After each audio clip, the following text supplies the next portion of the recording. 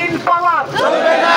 অতএব এভাবে আমরা বিশাল একটা তালিকা আছে, আপনারা আজকে গুগল সার্চ দিবেন, সার্চ দিয়ে ইসরায়েলের পণ্যগুলা সিলেকশন করবেন। ইসরায়েলের পণ্য ছাড়াও বাংলাদেশের নয় গোটা বিশ্বের 190 কোটি মুসলমান চলতে পারবে। কথা ইসরায়েলের পণ্য ব্যবহার করবেন আবার সর্বশেষ একসাথে ইসরায়েলের পণ্য বয়কট, বয়কট, ইসরায়েলের পণ্য বয়কট, বয়কট, বয়কট, বয়কট, ইসরায়েলের পণ্য, ইসরায়েলের পণ্য বয়কট, বয়কট। আমি দেখতে পাচ্ছি আমার জামগড়া এলাকার ইয়াং সমাজ এক হয়ে গেছে। যুবকরা এক হয়ে কিন্তু বাংলাদেশে একটা ইতিহাস রচনা করেছিল। কথা বলে এই যুবকরা এক হলে আমরা ইসরায়েলের পণ্য এলাকার কাউকে কোনো দোকানে আমরা বিক্রি করতে দিব না, দিব না, দিব না, বিক্রি করতে দিব না। বয়কট, বয়কট, তবে সেটা যেন এরকম না হয়। কিছুদিন আগে আমরা দেখেছি ফেসবুকে পুরো জুতা চুরি হয়েছে। এটা কি করা যাবে? কোন পণ্য ভাঙচুর করা যাবে?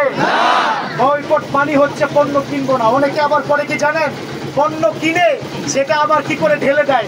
এই অপচয় কি করা যাবে না?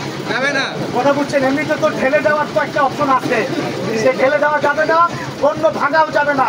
দোকানদারকে বলে দিবেন এই পণ্য বিক্রি করতে দেওয়া যাবে না। কথা বলো ঠিক কিনা? আপনার পণ্য আপনি রিটার্ন করুন। কথা বলো ঠিক কিনা?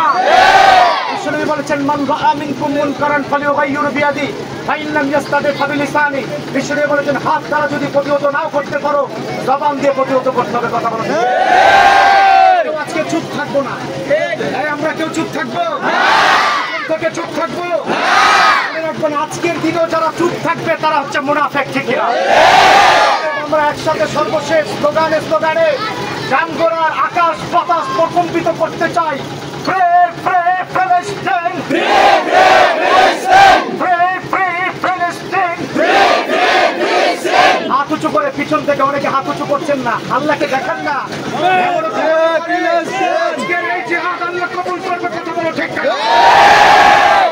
ফ্রি ফিলিস্তিন, ফ্রি ফ্রি ফিলিস্তিন, ফ্রি ফ্রি ফিলিস্তিন, ফ্রি ফ্রি ফিলিস্তিন। ইসরায়েল নিপাত, ইসরায়েল নিপাত, ইসরায়েল নিপাত, ইসরায়েল নিপাত। পণ্য ইসরায়েলের পণ্য বয়কট, বয়কট, বয়কট, বয়কট, ইসরায়েলের পণ্য বয়কট, বয়কট, ইসরায়েলের পণ্য।